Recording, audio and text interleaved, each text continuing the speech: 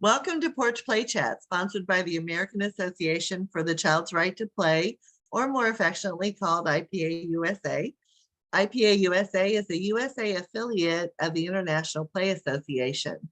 As part of our efforts to promote play, we've introduced Porch Play Chats, and these are conversations with people who are just as passionate about play as we are. I'm Deb Lawrence, and I'm the president of IPA USA. And joining me on the porch today is Lisa Murphy, my co-facilitator. Partner in crime. Come on, say what it is. You're my very best friend. And Jessie Danger. And Jessie is going to talk to us about the game of life. So let me tell you a little bit about Jessie. He's a movement educator who's moving away from the physical practice and into deep lessons he's learned from long, difficult, playful, and ridiculous challenges and sessions. Jessie sees himself as with the ability to create social spaces that help people connect with each other, so important in this day and time. And he strives to hold this space for pure reflections of each of the participants and spaces for them to share those reflections. So he is focused, and he was one of our presenters at the October conference, which is fascinating and wonderful. And so he's really there helping people understand the importance of play and not being distracted by sometimes the life that we live in. And so, Jessie, the question that you sent me to ask you is, why do you think people choose to spend a January Sunday starting at 7 a.m. to play a game? I don't know. Why do they do that? Why do Who's they? up at 7 a.m. on a Sunday? I know. Hello. I'm usually in an airport, so I am awake, but I want to know more about this. Yes. Yeah. So this session was outside of my comfort zone as a facilitator. I was really trying to do all sorts of crazy things. So every year we do something called a misogi, an appropriated term talking about this yearly ritual of facing an impossible task. And I thought about, what makes things comfortable, and can we play with all of those little things? So within this task, people didn't know what time it was. They didn't maybe completely understand the task, and the task was physically demanding. It was mentally confusing. The game itself, which the participants didn't know about beforehand, was to go into the woods and find a poem that was assigned to you, memorize that poem, and then recite it. We had a couple of the people that were running the game with me, going out and moving the poems around the woods, so they weren't where you last found them. There were lots of poems out there, so it was hard to figure out which one was yours. And if you got too close to the people that were doing that, then moving them around, then they would give you an extra little challenge that you'd have to complete before you could get back to the game. And all of that, this was out without the ability to write anything down or know what time it was, know how long the game was going to go. Yeah. How many anxiety attacks occurred during the course of this? And I'm asking almost seriously, were there people who got so agitated with being pushed out of their comfort zone that they had to step back? There was definitely some higher levels of frustration. There were a few people that went out into the woods, and the rule was you could come back and you could ask me one question, and then you'd have to go back into the woods before you could ask another question. So, as we're 60, 90 minutes in, a few people have become really frustrated because, one or two people went out and the first poem they found, they assumed was theirs, and they started memorizing it, and then they found out it wasn't. So that was like lost effort. And so There's so how many old, themes here. what was the age range of the participants? The youngest was 22 and the oldest was 58. Wow. Oh, I have so many questions. And so how long did the game last? That portion of the game lasted for 3 hours. Wow. Was it in New York City? It was in woods in Pound Ridge, so like an hour and change outside of New York City. How did people find out about it? They found out, I guess, partially through my organization and partially from the friend circle of another one of the facilitators. And how many people were there? We had 16 people doing this. Wow, for 3 hours. And how many people gave up? Nobody gave up, but for that portion of the game, only 2 people succeeded. Wow. Now you've said that portion of the game a couple of times, so elaborate for us. What was the full day?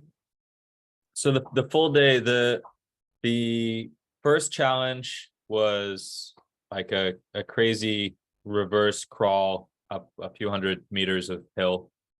A reverse crawl, like a crab walk, but going backwards, kind of Could a be thing. crab walk, or it could be like a bear crawl backwards. So that took some people like upwards of 3 an hour. hours.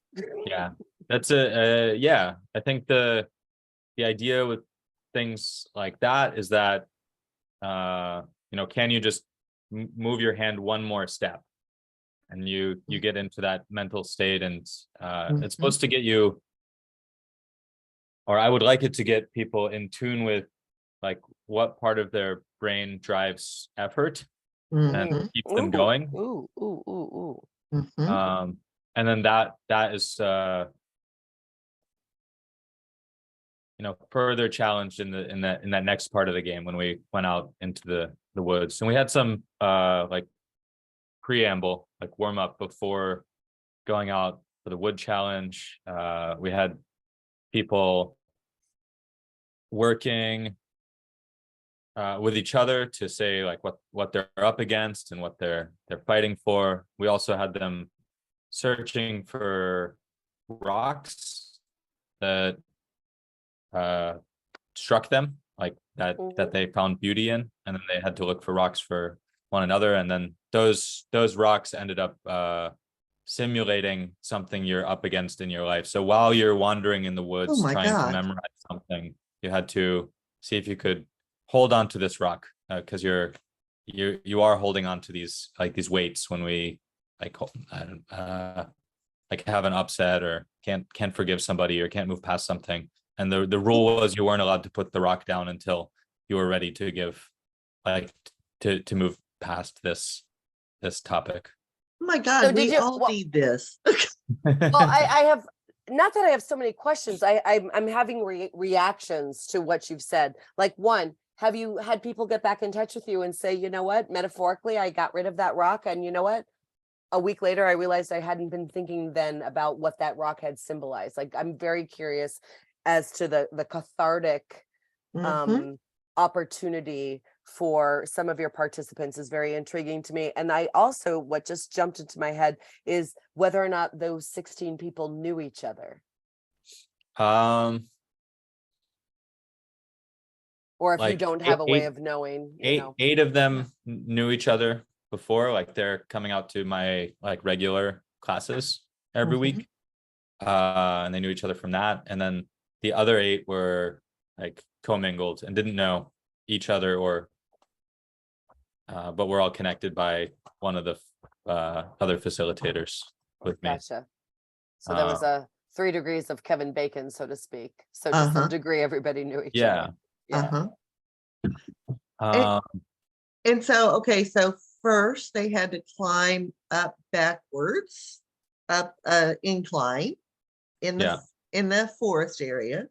Yeah. Right. So you're really getting them out of their daily experience. And touching the earth.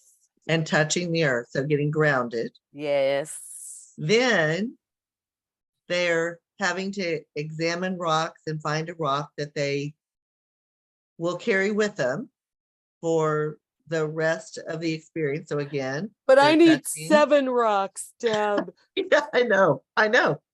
Then you're sending them off in the forest to a very challenging experience of finding the poem that they've been assigned, but with people that are moving the poems around constantly in the woods. I would throw my rock at you, Deb. And they can only come out and ask one question. Yeah. And then they have to go back into the woods. So they have to really be thinking about the question that they want to ask if they're only able to ask one before they go back into the woods.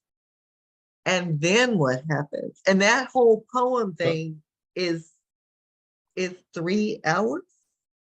That was 3 hours. So like an example, like, one guy, and he actually was able to complete the challenge. He would go find a poem, he'd run back and he'd say, "Is this my poem?"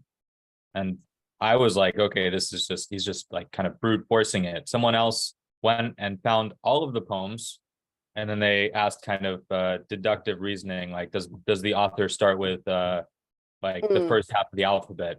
And unfortunately, they had not found all of the poems. Oh no. So they used deductive reasoning to figure out what their poem was, but it wasn't actually their poem, and they memorized it. And then and the person, the two that had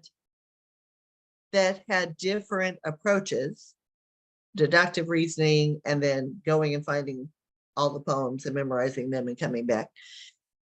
Were they older or younger? Uh-oh. I think he might have froze. Uh-oh. Oh, there he is. I there saw you're him back. move again. You froze for a second. So Okay. Did you hear my question? Oh, did you freeze again? Oh no. I'm going to pause the recording. Did the people who were more successful, were they older or younger in that age group of 22 to 50 something that you remember? Well, I don't know if it's enough for science, but the two who completed it were on the younger side. On the younger But side. the oldest excites person me. actually memorized a poem as soon as she went out there. She came back, she had memorized a poem. It just wasn't her Her It poem. wasn't her poem. Yeah, but she came back with a memorized poem in the first like 30 minutes of the challenge. Wow. Okay, so then after that, what happened? Is your mug Salvador Dali? It's actually Frida Kahlo. Let me see. Oh, I thought I saw the face. Let me see the face. Oh, I see it now. Thank you. Nice. Yeah. I only saw the right eye at first, and I was like, ooh. Sorry about that. No, That's okay. ADHD, curiosity killed the cat. Yeah, so after they completed that, we did a talking circle. So with everybody there, we used a talking piece, and we went around, and everyone could reflect on their experience. My question for them was to say, go back to the beginning of the day, and now you're like a fly on the wall, or you're up in this like drone camera, and you're watching the whole day like it's your favorite TV show, and you're your favorite character. What do you love about the way that you played this game? And we got some really powerful, deep reflections from that, and that was so wonderful to see. And it's always a question, like you asked, like, how well do the people know each other?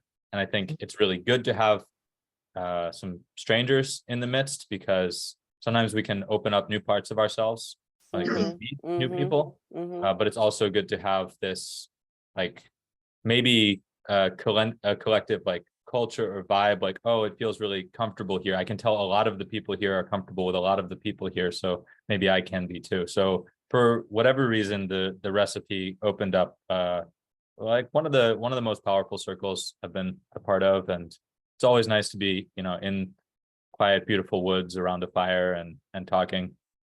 And so what do you think, and the people who got rid of, could put their rock down, what was it about that experience, do you think, or did they reflect on, that helped them let go of whatever it was that they were holding on to? I think that's such an amazing tactile way of approaching issues. Just some had a smaller rock, and they almost forgot they were carrying it, and they noticed it again, and they really just had to ask themselves, like, why do I have this at all? And you know, in kind of like a defiant act, like, you know, rejecting it, saying like, okay, I'm done with this. Others like actually got to this kind of physical breaking point where it's like, I can't really hold this anymore, and maybe reflected on the burden that these things do take in our lives, that we do carry with us when we decide to do that. Yeah, you asked if like people brought it up afterwards, and I've gotten several messages. So like I got a text message, you know, we did this in January. I got a text message last week that said, just drop the rock, you know? Oh, that's so cool. Yeah, it's great to see that. And so, Jesse, I know, give us a little more background of your work. I mean, I've read your bio and everything. Well, but what led you to begin these sort of adventurous, challenging experiences?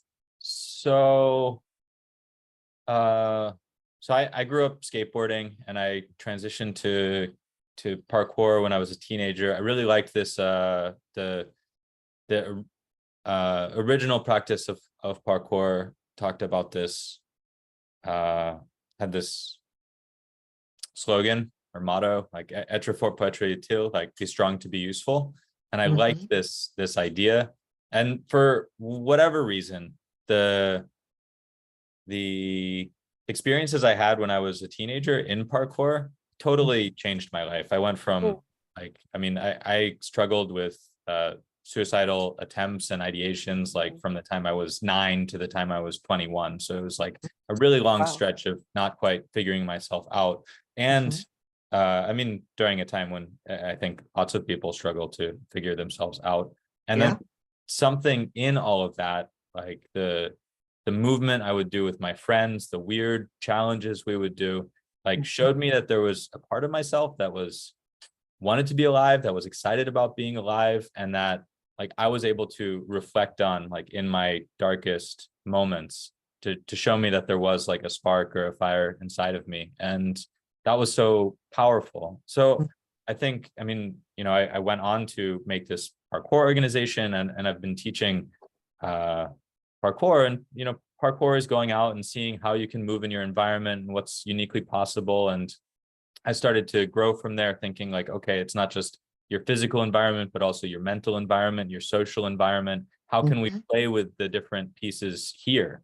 You know, giving people, like giving a group a challenge where they can't talk, or giving a like when we had to talk about what we were up against with one another, it was partnered. One person would say, what I'm really up against is, and then they would answer the prompt, and they'd keep doing that for a couple minutes. But the rule was that you had to be uncomfortably close. You have to be at an uncomfortable distance or position with the other person. So that could be too close.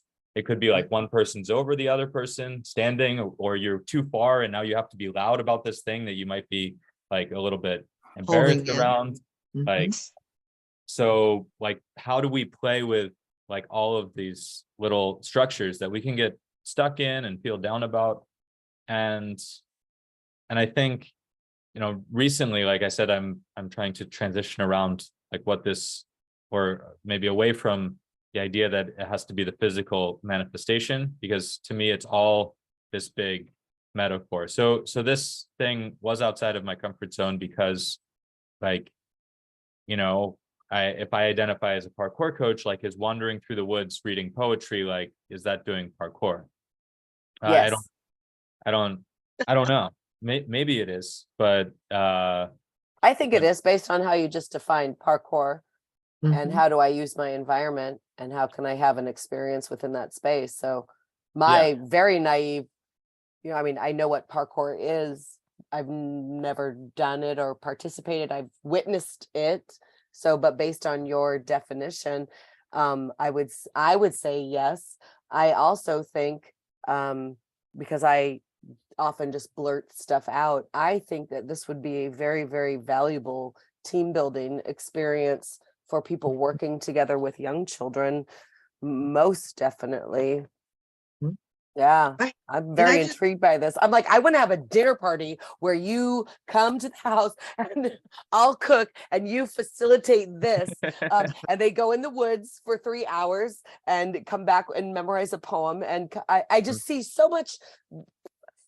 I see this as a springboard to creating connections between people. And I think that our culture right now, probably forever, we're lacking that. And I think that to some degree, people aren't able to articulate that it's lacking, but they feel like something's missing and they're not quite sure what it is. And then perhaps they have this kind of experience and realize that interpersonal connection is 100% what was missing, but they didn't know how to give language to it. Well, and I see it as such a healing thing. Oh, 100%. Oh my goodness. I mean, just cathartic, very much. Yes. Just the carrying the rock around. I mean, really, and feeling how it is taking up so much space in your life, and perhaps unnecessarily. Yeah, that you could just let but it was a habit, right? Go. Yeah, it's always been there. It's always and so been this there. reflective sort of out in nature, where really they don't have distractions, right? Unless they're like I would be having trouble climbing up a hill backwards. Physical distraction. But I think that is just, I can't imagine how empowering it is for you to know how you're empowering other people. Well, to bear witness to that process. 100%. Yes.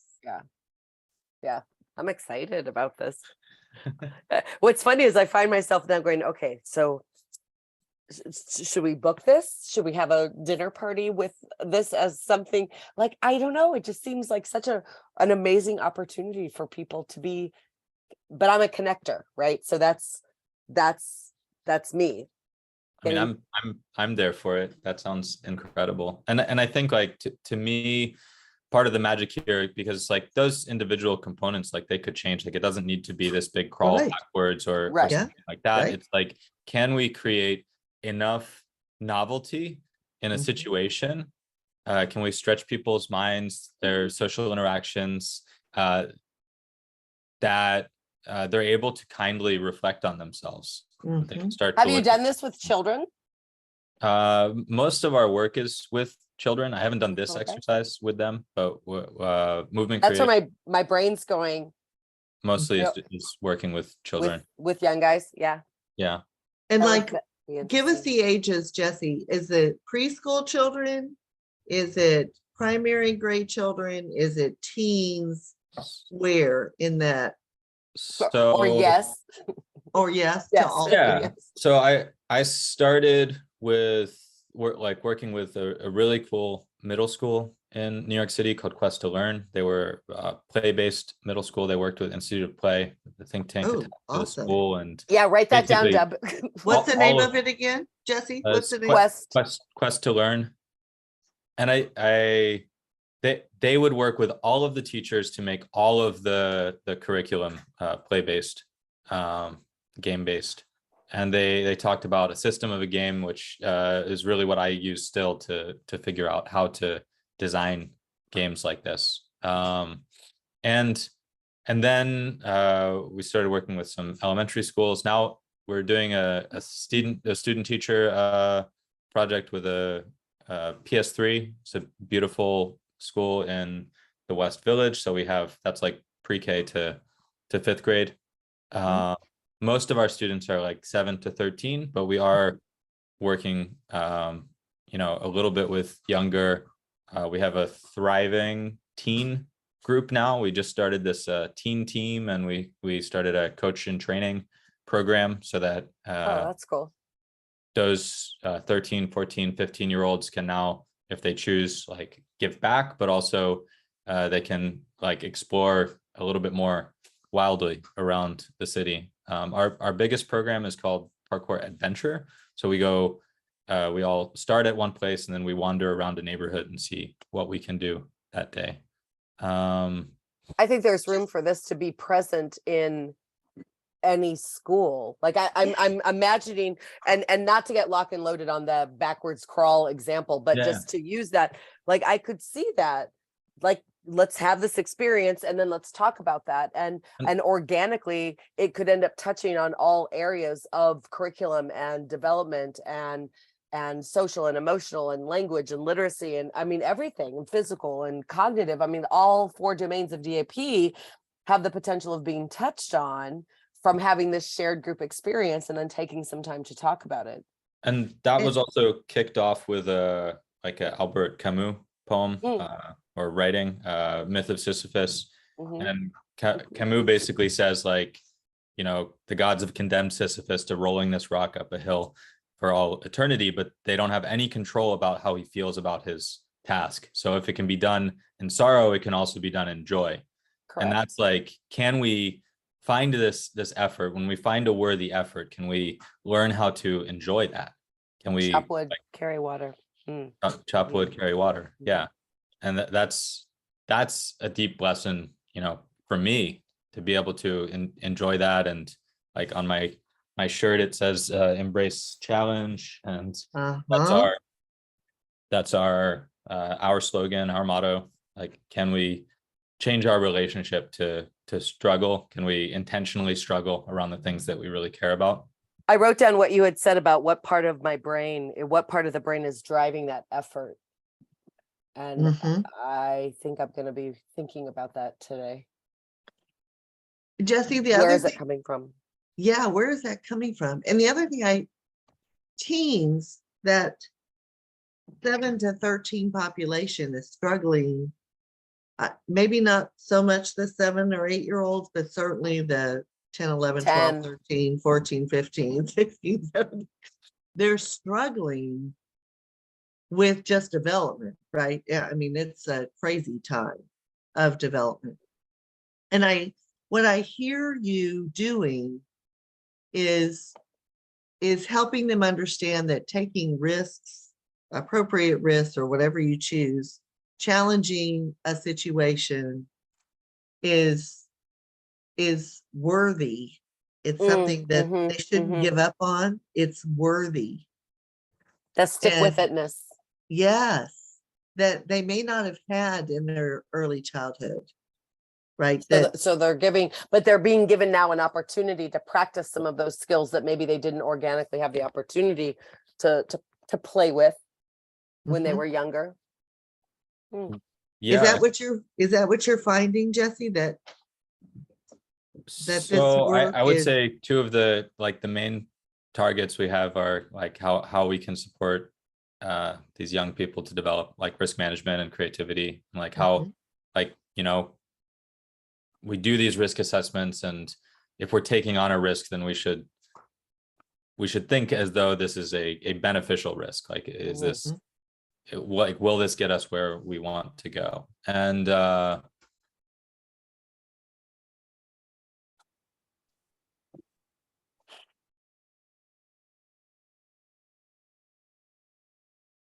if you could give us 3 things that you want us to continue to think about as we close up? Yeah. Because I find this absolutely incredible.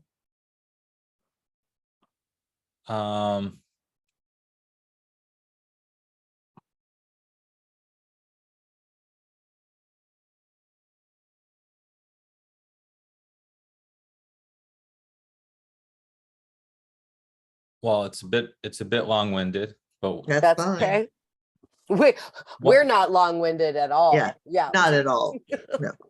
so it's something to look at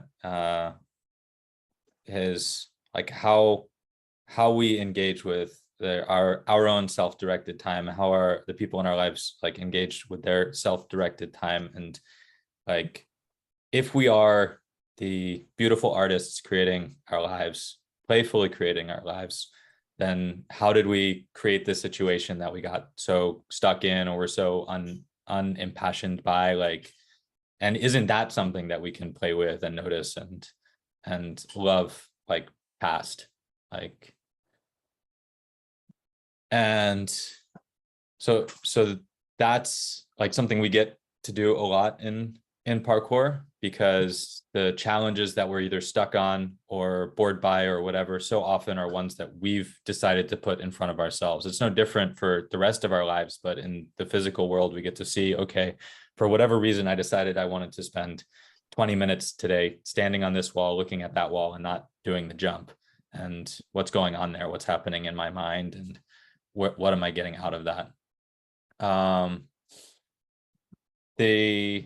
The other is like, are we creating enough playful and interesting novelty in our life that we can continue to reflect on ourselves and other people? When you do something new, you learn something new about yourself. When you watch someone you love do something new, you learn something new about them. Mm-hmm. And if you can create enough of those, then we can keep like loving ourselves into the people we're becoming. I mean, powerful, Jesse. And the last one is, I guess, can we let life be a metaphor of itself? Mm-hmm. So we can keep learning in that way, reflecting. I think the kids that you're working with and the adults are so lucky to have you to give them, because I'm not sure how reflective, I'm not sure 7, 8, 9, 10, 11, 12, 13, 14-year-olds have learned to be reflective. They've learned to be reactive, right? I don't think we've created space for them to practice right, to be reflective, because they've always been told where to go, what to do, how long to stay there, when to move to the next thing. And so you are giving them this gift of being able to reflect on what just happened or what they're thinking about doing, that is really empowering for them. Mm-hmm. And so, we need you back for phase 2 of this, because this was fascinating. Don't go anywhere while I close this out. I may need to replay this Porch Play Chat like 8 times to get all this stuff. It was wonderful.